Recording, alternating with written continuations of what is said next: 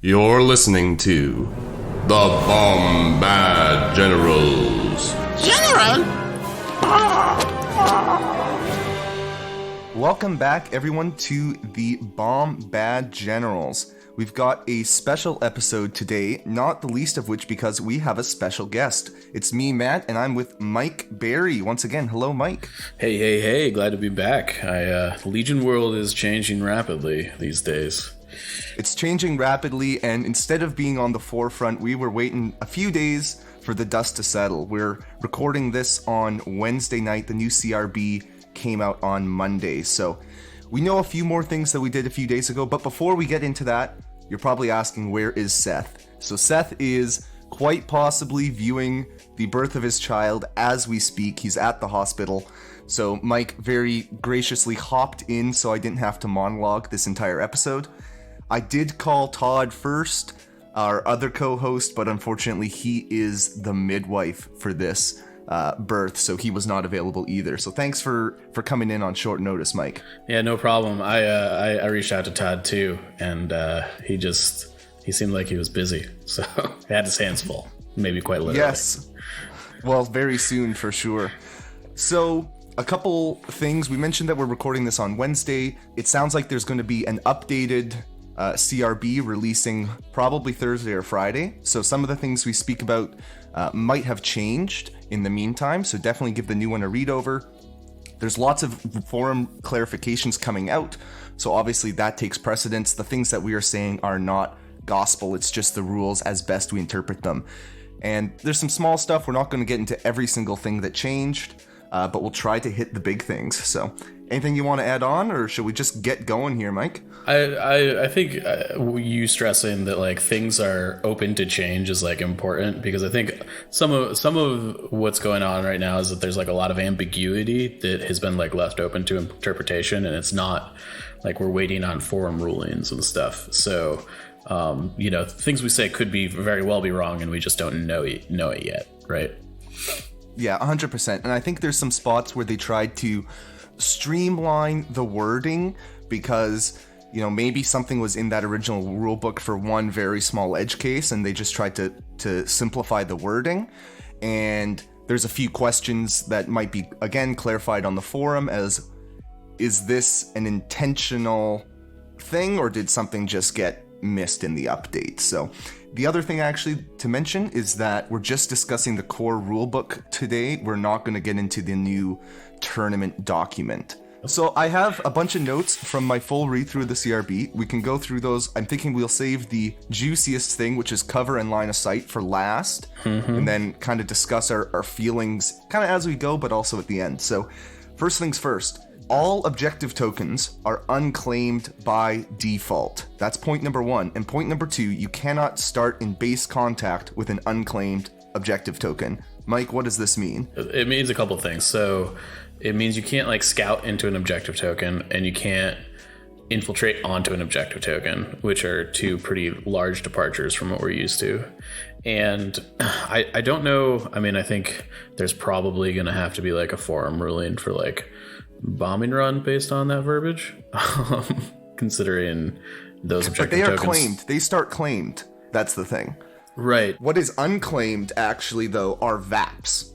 Because technically they are objective tokens, and since they are placed unclaimed by default, you cannot scout up to Evaporator and start base contact with it. And infiltrate, same thing. Things like recover are intuitive. You think about it because, it's unclaimed. We claim it later. But VAPs also fall into that category. So that's kind of something I wanted to highlight there. Absolutely. And I think it's not like a huge deal, but it is one of those things where it's probably on those objectives. We're used to being able to like scout your strike teams into those objectives, and it's going to cost you an extra action basically to kind of set up the pregame to do those things. Yeah, I think this one's pretty subtle. Makes you a little less action efficient at the start of the game on your home objectives. Infiltrating on the center box was kind of a losing strategy in many circumstances before. It could be effective sometimes, and when it was effective, it was kind of feels bad, so I don't really mind this change. I don't mind it either. I always felt like infiltrating on the center box or trying to do like a center box grab on turn 1 against somebody that like knows how to handle it, which is most competitive Legion players. Like it's just not. It's a trap. Don't try it. You're gonna get wasted. Trap. Yeah.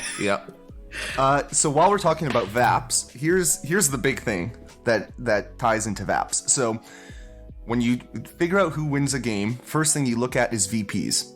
How many VPs did you score?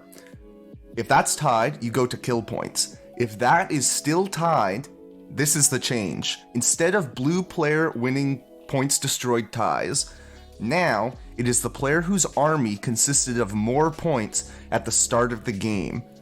So not necessarily red player, but in many circumstances, it will be. It's the player without the bid. And then if you're still tied, the game is a draw. So just to touch on that briefly, like draws can be a thing now. That's kind of for TOs to figure out how they want to deal with that. But I think a lot of people, I've seen a lot of people be like, oh my God, draws are a thing. It's crazy. It's ridiculous. I actually think it's going to be quite rare. It is 100%. Yeah. Like I would be surprised if most tournaments had, like, I would be surprised if LVO or Adepticon even had one draw, to be completely honest. It will be very rare, but it is something that has to be accounted for in tournament packets. So If you're also like running an event locally, you know, if any, you know, future TOs are listening, just something to be aware of there. But what about the big change? Yeah, I mean, I think the way that I'm going to be honest, I've had like grappling with the idea that blue player no longer wins ties is like really mind screwed me over the past week. Just like because so much of competitive Legion is really based on that like fundamental principle of if you're blue, you start the game winning, and that's not really the case anymore. Who is comfortable with the status quo? Blue player, they're comfortable because they are winning the game at the start, so they kind of take on that defender role, and red player got the attacker role. Like, we kind of had that dynamic before, and now it's different. And now it's kind of red player, I think, is going to have more of that status quo. It's going to be weird because a lot of the objectives that set up that status quo, you're going to not want to take anymore, because if they're in your deck, if you win the bid and you get to be blue player and we're using your battle deck, you don't want to play those objectives because your opponent likely lost the bid and will then be the defender and you will be the aggressor, right? So like you're not incentivized to take things that break on ties like Sabs. Sabs is definitely the most obvious one. For sure. Like before, you didn't really want to be red player on VAPs. Like that wasn't a spot a lot of lists wanted to be in. So now why would you willingly choose? Because if you're using your battle deck, most likely, like I think you still take blue most of the time if you have the bid. So then do you really want to be choosing to be what red player on VAPs used to be? Probably not. It's my hope that we actually see some changes to some of the objective cards, because I do think that they're based around the principle of blue player being like, if blue player isn't incentivized to take these cards, like they're just not going to get taken. I didn't actually write this down in my notes, but something to bring up here is that objective cards are no longer secret information. Command cards are. Objectives, deployments, conditions are not secret information. So if someone has the bid, they can look at your cards before determining whose they want to take. I will say I don't hate this change from a turn zero dichotomy. I think it really kind of flips the whole who's advantaged on turn zero. Maybe not on its head, but I do think it's at least at this point less clear if you want to be, you know, blue or red, or if you want to bid or not bid. Like the ties change does. Yeah, there's a serious consequence to bidding aggressively now, which I think is a good thing. I do think that the change as far as secret information is a big buff to bidding too. So we'll see how those two changes kind of balance each other if one weighs the other. Just because I'm thinking about, you know, for example, SoCal, the game I lost in the top 8 there, part of the reason that things started badly and then kind of snowballed for me was I guessed wrong about what was in my opponent's battle deck. Yep. And as the bid, I took red, and then it was like, oh shoot, you don't have long deployments, you have short deployments. That's not what I wanted to see, right? So now if we rewind that with new rules, now I can look, oh, you do not have a battle deck I want to play. We'll play mine now. So there's more perfect information when you're making those choices. But yes, there is more risk involved with having a bigger bid and starting as the attacker. I think a lot of these changes, when we talk about cover similar, it's kind of pushing towards more aggressive aggro Legion. Absolutely. Which is a choice. Like, I like the more defensive, smaller advantage Legion, but it is what it is. It's a choice. It's how we're going. So we'll move on for the moment then. The next note I have, cohesion. You can't cohere on different levels anymore, and that goes for everybody. You cohere within the height of your silhouette. So essentially, you can't climb and then leave some minis down below, like kind of what you used to do with old-timey sniper teams, when you would leave one guy in the strike team at the bottom, one guy on top. You can't do that. Speeders, you can't leave them on different levels, so not necessarily a big change there. It's just kind of one of those ones where it is what it is. Yeah, I think that's fine. Not a big deal. The one thing to note is that the speeders, like speeder bikes, their silhouettes are very thin. So if we're talking about on a level that's within the height of a silhouette, you're essentially like exactly the same level, which could make a difference as far as if you have terrain that's only yay big, maybe you can't land on top of it because you won't have a spot for that second bike. So that's the only thing that is really something you should consider. I suspect this is something we're going to see like a forum ruling on. Yeah. Climbing. While we're talking about verticality, climbing, this was one of the first things I was looking at. So if you do a climb, it triggers relentless, charge, steady, all of those, because that is just looking for a move action, and climbing is a move action. It is not a standard move action, so it does not trigger things like tactical, agile, and you can't do it on like a speed X move. So if your command card says do a speed 1 move, that's a standard move. You can't substitute a climb for it. So just kind of a clarification on what can happen. That makes Vader really nasty, specifically because I've been trying Vader with climbing rules, and man, oh man, giving him jump and relentless kind of is pretty nasty.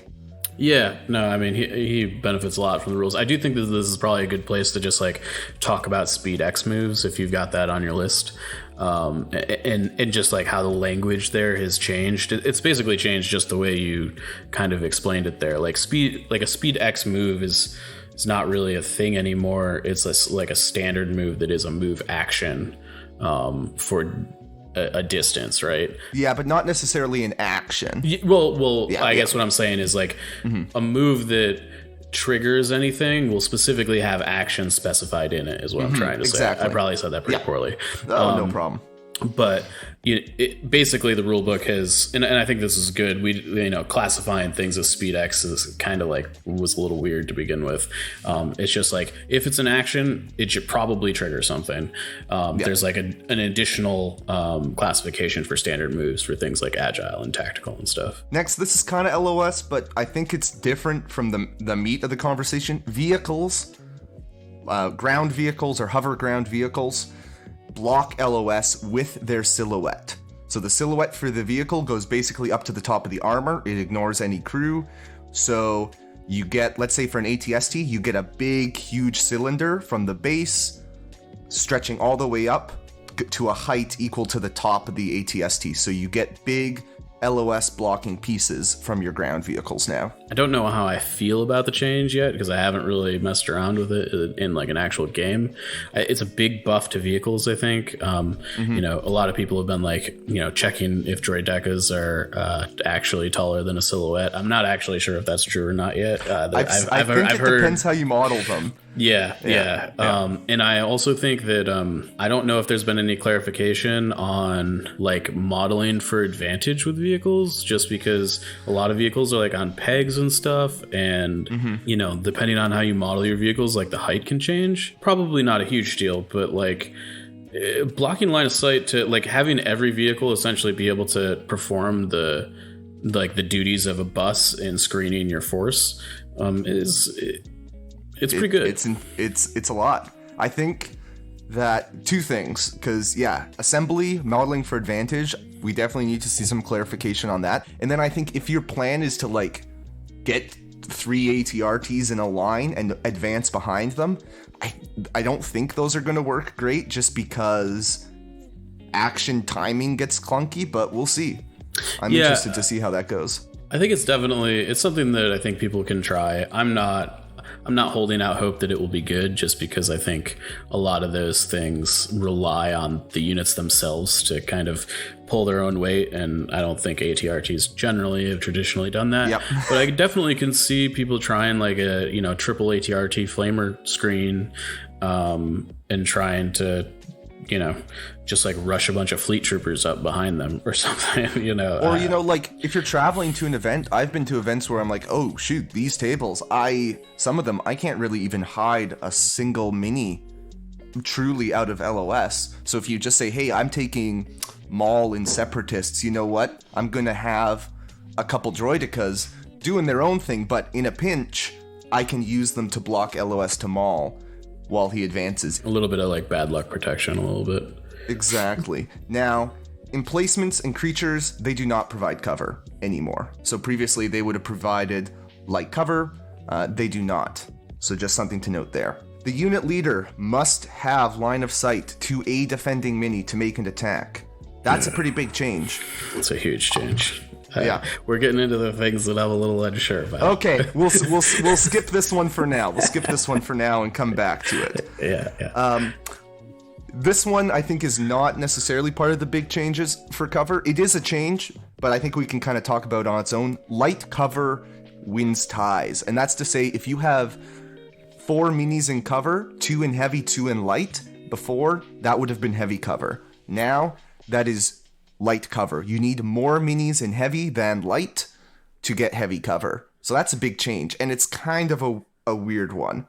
It's a really weird interaction. Yeah. We've kind of like dove through it on the Discord a few times, going through like various iterations of like angles and how that might work. And I think the biggest thing is that like it is strange that a unit that like has 2 guys in the open and 2 guys in heavy cover has heavy cover, and a unit that has 2 guys in light cover and 2 guys in heavy cover has light cover. I think that's very unintuitive from just a gameplay standpoint. It's weird that you're incentivized to like put light cover between yourself and the defender in that scenario so that you can reduce their cover. But and you definitely, I think, as an attacker, you can try and leverage light cover pieces to screen your shots to make them better, which is like a little weird. Like if you are hugging a terrain piece that is giving light cover, it sort of allows you to like leverage that terrain piece to make other people's cover potentially less good. It's weird, but it is what it is. Something to be aware of when you're cohering your guys. Standby. Standby has changed, so now it says that you can't attack and standby in the same activation. The reason this was big before is you couldn't attack with a unit and then like guidance a standby onto them later in the round. Because before it said if you have attacked this round, you can't do a standby after attacking. So that's good for Yoda, and mostly it's good for Dark Troopers. They can attack in their first activation, and then in their second activation, they can still take a standby. So kind of another one is what it is, something to be aware of, I think. Yeah, totally agree. Okay, now we get to payload. So there was clarification around payload specifically that panicked units can still move the cart, because that's not scoring. The cart's position is scoring, not moving the cart. So if you have 3 unit leaders on a payload and one of them's panicked, you still count as having 3 unit leaders on the payload. I hope that they change that. I think like it goes against the spirit. Like if they're trying to do this thing where like people can't count because they're panicked or whatever, like they shouldn't account for payload. Like I understand how the card is written, it makes it that way, but it would be very easy just to be like, no, they don't count. So until they change that, that's how it be. Yep. But there's actually even some more things with payload. Before, payload kind of had jump infinity. It could move over any terrain it needed to. Now it cannot do that. It can move over terrain equal or less than to its silhouette height, and the silhouette is to the top of the handlebars. So basically a tall barricade and below. Welcome to the danger zone. That's huge. Like, I was thinking about, I love payload. It might be my favorite objective, but and when this change was revealed, I was like, well, I still want to put it in my deck, but that's so low that the chances that, especially if the other player, if your blue player, payload is in your deck, Yep. then red player knows that. They can pick a table side. They can have the last ban to pick a deployment where they know they can screw you over, where there's a wall or something you have to go around, because often payload comes down to just a few inches, and just even a little bit of deflection can screw you over. And you could get a lot of deflection if you have to go around big structures now. Yeah, I also think, like, you know, just like going back to the red player is probably also the one with more points in their list. They're also like the defender in this scenario, right? So like they're winning ties on the payload. They have an incentive not to cross the beams. So they might just see too that, like, hey, because of this wall, you literally can't score your payload. And now I'm just going to sit on my hands and make this a 0-0 game. Come at me. Totally. You know, and all of a sudden you're like playing like super old KP. I think that this means that I'm not sure you can put payload in your deck competitively at this point. Yeah, this one makes me super sad. I know people had mixed opinions on VAPS, and some people are happy to kind of see it get kicked to the curb. I liked VAPS. I really liked payload, and I felt like this does it really dirty. Shield tokens. This is a small step, but a important one. Now, shield tokens happen during the modify attack dice step instead of the apply dodge and cover step. So there's a couple reasons this could matter. If you think about a AA5 with shields, impact happens also in the modify attack dice step, and the attacker does their things before the defender. So now if you've got shields, you wait for the attacker to turn a hit to a crit, and then you can cancel that crit with your shields. You could not do that before because you were essentially canceling hits before they turned into crits with impact. So that's something. And then lethal also happens during the modify attack dice step. So if you know when you spend the shield, if the opponent has spent an aim for lethal or not. So that just matters if, like, I don't know, Echo is shooting Sabine and you thought, I don't want to spend my shield if they aren't spending for lethal, but now that they've spent for lethal, yeah, I'll cancel that. So just something to be aware of. Again, any thoughts on that? Kind of a small one. I think it's a good change. This one we'll touch on quickly just because there was a lot of confusion around it, rules as written, but units with Arsenal can split fire. So if you have Arsenal 2, let's say, with Boba Fett, you can shoot 2 different targets, split your fire. Lots of questions about that. That one's been on the forums. They're going to clarify that potentially by the time you're hearing this. Gunslinger. It's reworded in kind of a weird way. Essentially, so you can't fire support off of the second attack that Gunslinger gives, but you still get dodges for both attacks, and a forum clarification going through this basically says that each different attack pool resolving is a different attack resolving, which means, unlike previously, if you split fire with Arsenal or even a regular unit, on a card like Up Close and Personal, now you would get a dodge multiple times for each, one for each attack. That's at range 1 to 2, versus before they counted as one attack, you got one dodge. Any thoughts on this? Were you one of the people looking forward to IG-11 with Gideon, Gunslinger fire support? As somebody who's basically, Rex has Gunslinger, and Gunslinger in with double fire support has always been pretty good. I'm not in love with it. It's definitely a nerf to, I think Rex. I think this hits mostly. I'm also, we're still in the kind of like digesting the rules phase, and I didn't really look super closely at Gunslinger. I actually think that the way that Gunslinger reads in the core rulebook, you actually might be able to form the second pool with something that fire supported the first pool, but that's something else altogether. Oh, we won't touch that one, but yeah, it's one of those ones where it looks like it's worded in such a confusing way, and I don't know if that was intentional to avoid gunslinger fire supports with the Gideon 3-pip coming out, or if it was just to make it fit in how some new verbiage works and how they talk about attacks. Yeah. Hard to say, but that's how it is. Here's a fun one.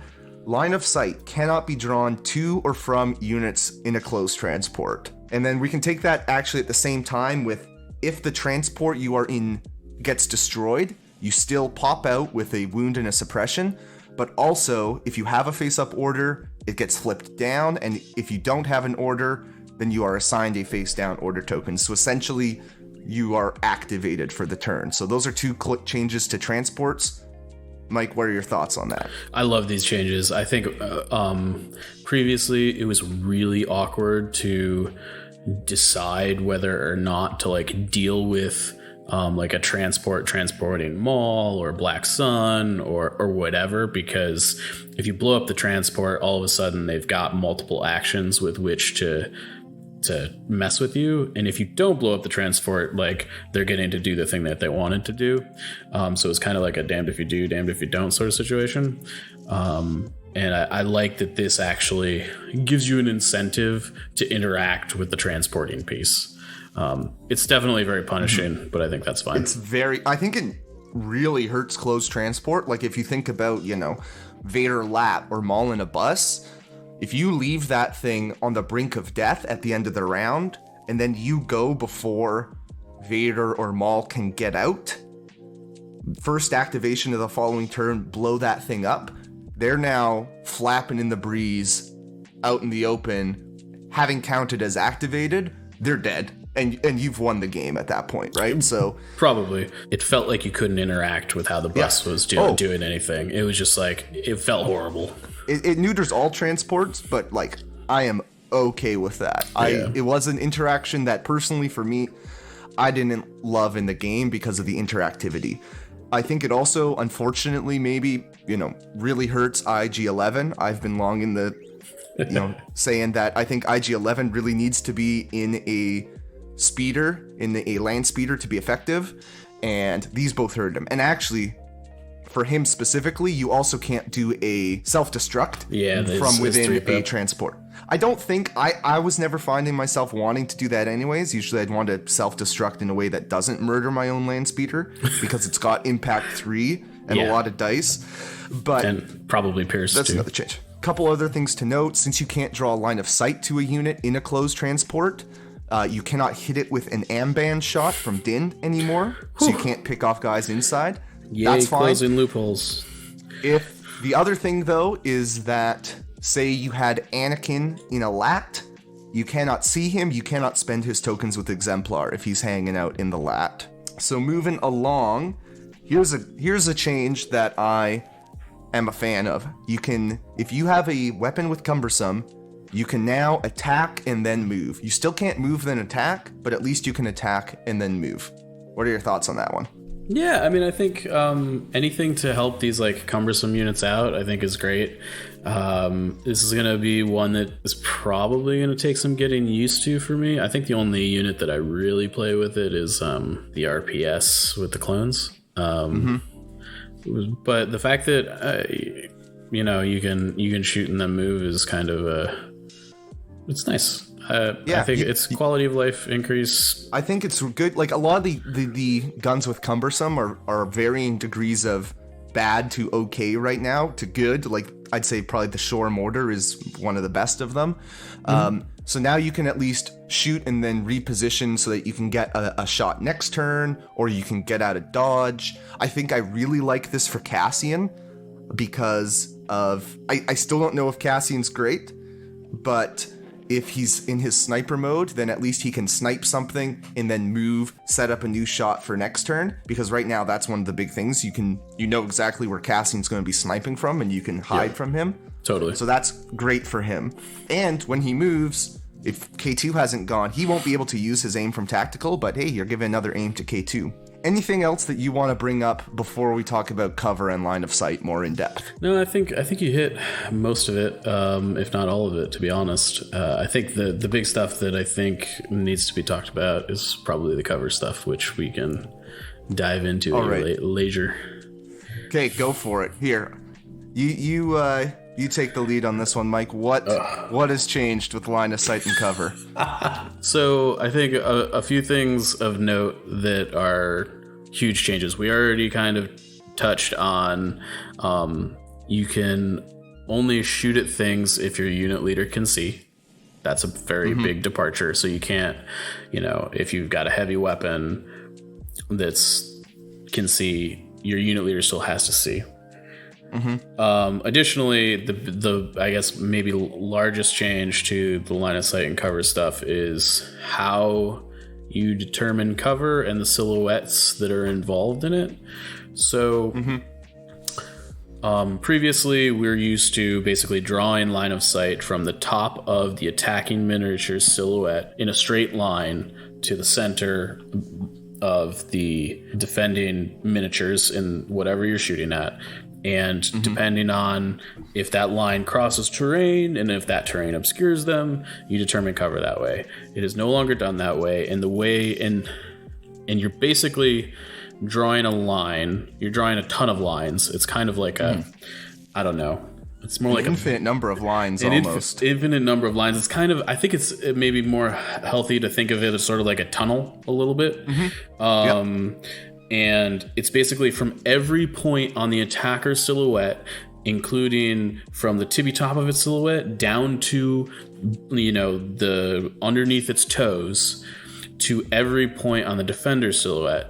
And if any of those lines are obstructed, it's going to count for cover. So if only the lines to half of a squad, if they're obstructed, they're getting cover. And it's just so I guess I'm not sure if I described that in the best way. How about an example? So let's say now you are attacking. Your unit leader is an inch behind a barricade, directly behind the barricade by about an inch. And range 3 away, the other squad is standing in the middle of nowhere, nothing around, right? Before, you would look from the top of your silhouette and say, I can see over top of this barricade. It doesn't obscure you from the top of my silhouette. You are in the open. Now, since you look from every part of your silhouette, you would also have to look from the bottom of your silhouette, in which case you go through that barricade in front of you and you can't see the defender. So now they are getting cover from that barricade. They're in heavy cover, even though you can see them completely in the open by the old rules. Now, if you are touching the barricade, you get to ignore terrain that you are touching still. Yep, just like it was before. Just generally speaking, it's a low bar for finding cover. There's going to be a lot more cover floating around in some very weird situations. Yeah, there's a ton more cover. The way I've kind of been shorthanding this whole thing is that you basically draw a line of sight from your feet. I mean, it's not quite that simple, but I think it's a good shorthand for that's where I'm gonna start. If you have cover from the top, you probably have cover from the feet. That's probably gonna be the deal breaker on a lot of these ones. Yeah, I don't know. It's a lot of cover. Basically, I played, I think, 2 games now with it. I think I've taken maybe 1 out of cover shot. It's tough. I think, things like bikes, before that you were trying to flank with. And I think for me, the thing that annoys me about this is it feels like it takes away a lot of the skill and some of the tactics that I really enjoyed, which was finding open shots and flanking shots. It's so much harder to flank now. It's so much harder. And really this kind of goes back to what I was saying with it. I kind of interpret this, at least in the games I've played so far, maybe because I was using bikes as more aggro legion. I was finding, hey, the best way I can get you out of cover isn't by cleverly maneuvering around and getting a flanking shot. It's by zooming right up to your face, touching the cover that you're getting cover from, so that I can ignore it and get you in the open. which is much more aggressive than we would have been playing before. I think there's a few things to note here. So like Wookiees and like B1s, I think really benefit from this change from a defending against range attacks standpoint. I think, you know, Wookiees might be not as good for some other reasons and other changes, but I also think like the value of sharpshooter has, I think, gone through the roof a little bit. Sharpshooter and blast. You're going to be, before those keywords sort of, they weren't do nothings. They were like always decent, but I think you're going to feel the impact of those keywords way more now. Yes, for sure. And, you know, there are some already very good units that have those keywords. They're just going to get better. I'm looking at you, Empire Boba. You talking about full arcs? No. Unfortunately, no. I'm looking at you, Blizzard Force 2 Pip. Hey, yeah. I've got Blast. Who cares?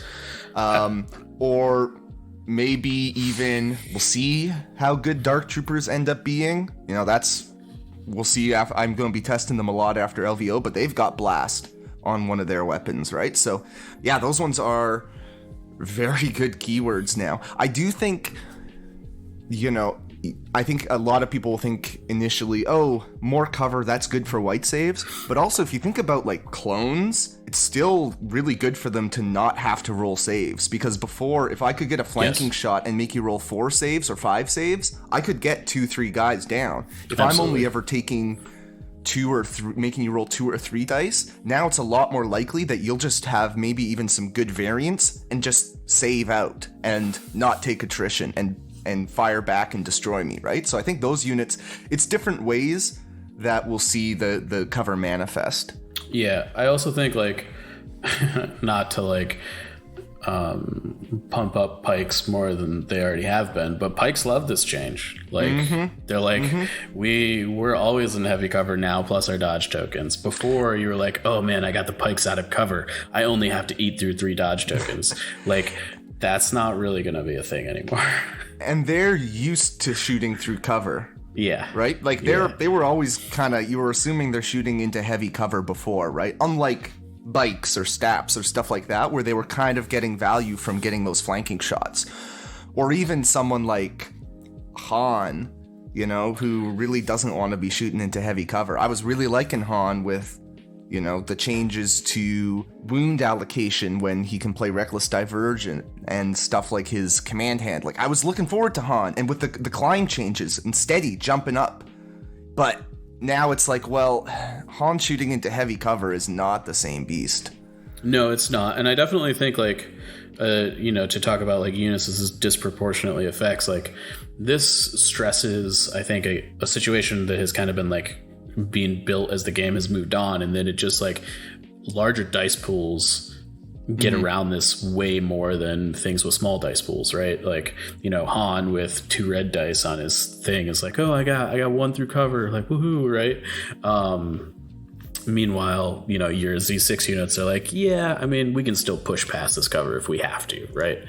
Yeah, even someone like Lando, you know, he's like, I think it shows the limitations of Sharpshooter 2, because sure, he's got Sharpshooter 2, but he still is only throwing black-red, right? It's all right, depending on the matchup, but against droids, you're still not feeling great with guys like Lando, versus guys like Boba, who are putting 5-6 dice past cover, depending on what card they're playing. I think usually 5, I guess, for Empire Boba. Absolutely. I also think, like, I was sort of on the fence whether all of the you know, like, wound allocation, like, for hitting a unit, you've got to basically, your unit leader can't take the wound first and then teleport anymore. So strike teams can't, you know, hide behind things and do the little teleporty thing. No, for sure. Yeah, there's a lot of things working against strike teams right now. I think to kind of go backwards a little bit to the discussion of the attacker has to see. So I guess rewinding even more, when it was looking like you could basically have reciprocal LOS, you know, because before it's like, hey, I look from the middle of my silhouette, I see the corner of your silhouette, I can attack you, but you cannot look from the corner of your silhouette back to me. So you could kind of attack without being attacked back before. I was hoping, based on the rules previews that now it was like, well, now I can see you with the corner of my silhouette, so I can attack you back. So at least if you're shooting me, I can attack back. It's reciprocal. But the unit leader changes that, because there are situations where you can set up your attackers to see guys in the defending unit so that they can suffer wounds, but the defending unit's unit leader cannot see you, so they cannot attack you back without moving or whatever. So it can still be gamed there, and that's why I kind of feel like, man, why did they do this? Like, it feels like they're trying to get rid of those gamey interactions, but then they just introduced a different one. I actually think in the scenario you outlined there, it is more likely to be gamed in the new rules we have, just because before, like, any model, you just needed to be able to see with any model. Mm-hmm. Now you have to see with one of 5, right? Like, which is a pretty substantial change, depending on like where that unit is, and being able to kind of game the system. I've also seen people saying, before, like, oh, this is nice. Cohesion will take less time now because you don't have to be as fiddly now that scoping is gone. And it's like, well, now you really do have to worry about it, because you don't want to set up your opponent to be able to see your squad, but not your unit leader seeing them back. So it's just, again, it's not solving, it's solving a problem that you can argue whether or not it was a problem, but it's also introducing a new problem. And we haven't really touched on vehicle cover yet. It's kind of, the best way I could describe it is, it's what people misinterpreted cover to be before in the old rules, and maybe kind of what the developers misinterpreted cover to be based on the preview article. But at the time of the attack, you look at the vehicle silhouette and determine if 50% of it or more is obscured. Now, there's a couple problems with this, because if you're looking from every point on your silhouette to every point on their silhouette, how do you calculate what 50% is when you're drawing from different points? So that's something we have to get clarified. I know Kyle's asked that on the forum, so keep an eye out for that. Yep, you want to jump in? Yeah, I mean, like, the short answer to this is you have to use calculus to do it as written. Well, we were doing integrals on the Discord today to figure it out. It's vague. It's, even with math, it's like when you're coding with a computer. Sure, you can tell it to do something, but you have to give it very clear instructions to get a desired output. Yeah. You have to say it is 50% as defined by blank. But even if you're not doing integrals, you have to, the vehicle silhouettes are imaginary, especially for something like speeder bikes. It's like, okay, it's the bottom of the armor to the top of the armor, and it's an entire disc the size of their base. So you have to imagine that silhouette. Then you have to figure out, of that imaginary silhouette, is greater than 50% of that obscured? And depending how you calculate, and then you have to figure out how you calculate that. And if you have to look from the feet, now you also have to really get true line of sight from the feet of the trooper on the table, which is a logistical problem IRL. So this is honestly one of my least favorite changes.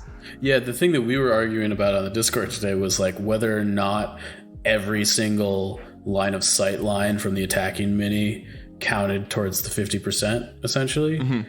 Right? Yeah. Like, what does that even look like? I don't know. Like, it's like, am I averaging 1% and 51% to get 25 or whatever, 26%? Or is it like from half the spots if it's more than 50%? Like, there's no definition, people. It's kind of up in the air. We got to get a ruling on this. There's like a very easy adjustment they can make to this whole kit and caboodle, which I actually think the rules as written read this way. I know that a lot of people... I know it's coming. It's coming. And I know a lot of people feel differently about this, but I actually don't think... So there was basically, as the rules are written, somebody asked on the forums like whether or not you like look from the feet. Because I think in the rules it uses the word any. Yeah, so basically the contention is when it says any, do you look from every point, or do you choose one particular point? Yeah. And I would basically put forth that if they meant every, they would have used the word every. Well, that's not what they ruled in the forum. I totally agree. I totally agree. To me, like, it's an easy fix and it solves a lot of the problems. It doesn't solve all of them. I don't want to get too far into kind of like, here's how it could be, just because I don't want to kind of confuse people. But for now, I guess figure out something. We should, we've got LVO in. I guess the good thing about this releasing 2 weeks before LVO, less than 2 weeks before LVO, is that they have to kind of figure their stuff out pretty fast. They can't take their sweet time because we have a Worlds qualifier event that is happening right away. So hopefully that means we get answers pretty soon. Before we wrap up, I probably missed a lot of things, but I missed one keyword that I think is really worth talking about. Sure. And that keyword is deflect. Yeah. Deflect. So what the change is that deflect at a ranged attack works like it always has been. If you spend a dodge, you get surge to block, and you deal wounds to the attacker for every surge you roll. It used to be that if you spent a dodge in melee, you would still get surge to block. You just wouldn't do wounds back. However, now if you spend a dodge in melee, good for you, you do not get surge to block. So, importantly, Gemso Mastery Anakin's still gives you surge to block in all situations. Mm-hmm. Obi-Wan's Mastery, Soresu Mastery, still gives you surge to block in all situations. Darth Vader gets surge tokens, so he kind of mitigates this. So really, the Jedi who don't like this the most are Luke, both versions, Dooku, and Maul. And they are expensive pieces that now I'm looking at, like, I love Op Luke. That's a huge risk. That's a rolling 50-50 saves against anything and everything. That's really bad. It's not good. I do like this change. I think a lot of people are probably fall on the other side of that, but I actually, I like that this makes the Jedi Masters. I know Dooku is kind of like left out of that, but like for the most part, it makes Anakin and Kenobi feel like really dope. Thematically, I get what you're saying, but you could also say that, hey man, why is Luke so bad in melee? Like, why is the Jedi Knight Luke or Dooku, this amazing duelist, why are they actually not so great when they actually get into melee? And my other big problem with it is, like many things, like, they are not costed as such. Totally, yes. They are still incredibly expensive. Like, all those models, if we're talking Shadow Collective Mall, all those models can go north of 200 points. So I wanted to get that in because I think that is actually like a really big change. Especially, I guess we can kind of transition to talking about how we feel generally about this. Part of why that change kind of makes me sad is I do love playing Rebels, and I feel like they were in a very bad spot with how things were going. And Op Luke and Han were kind of like their two big pieces, and now they both took a really big step back for different reasons, and they're kind of on the dumpster, on the trash heap, I feel. But overall, like, there's a lot of changes that I think I'm happy with, like that were streamlined. This works fine. No notes. There's stuff where it's like, okay, that's a change. I guess it kind of feels like change for the sake of change. And then there's certain things that just feel kind of half-baked, right? So it's a real mixed bag of emotions for me personally coming out of this. I don't want to be a naysayer just because, like, oh, change is bad because it's change. Like, change can be good, but yeah, it's it's weird when done right. I tend to be pretty judgmental about stuff that I perceive to be negative about the game. I've actually found that I have landed somehow on the more like neutral side of this whole thing. Mm-hmm. Like, I definitely think that I guess the way that I would put this is basically what has happened is they have created a new rule set. It does not make things simpler. It is just different. Which is not necessarily a bad thing, and also not necessarily a good thing. It's just, it's something different, you know. I don't know. It's not. I don't think. I wouldn't consider this a step forward. I'm not sure. I think it could be a step forward, with some more work done. I think kind of like to your point about like the half-baked stuff, like it definitely feels like they had some ideas here that didn't get all the way to the finish line. And I think, you know, like I was sort of alluding to before, like I think there's some easy fixes to some of the things that feel a little wonky that could actually pan out to be pretty good. Like, I mean, I think the streamlining of all the new like climbing and all that, like, I'm not in love with it just because like I'm staunch and stubborn in my, you know, old man ways. But I could see how that would be simpler for like a new player to like deal with vertical terrain and stuff. And I think a lot of the things that they've done there have really. I think opening up verticality can be a good thing. Like I do think that makes things interesting when you can move up and down. I fear that some of the old verticality stuff has been devalued too much, and you know I am worried that, you know, aspects of skill are being devalued in a sense, you know, when we talk about LOS and whatnot. But I think at the end of the day too, part of my feelings about this is it's, you know, and probably for many people is just timing wise, like it's dropping 2 months before the second Worlds ever, and it feels like, as much as they want to say this is not an overhaul, like it's a pretty big overhaul.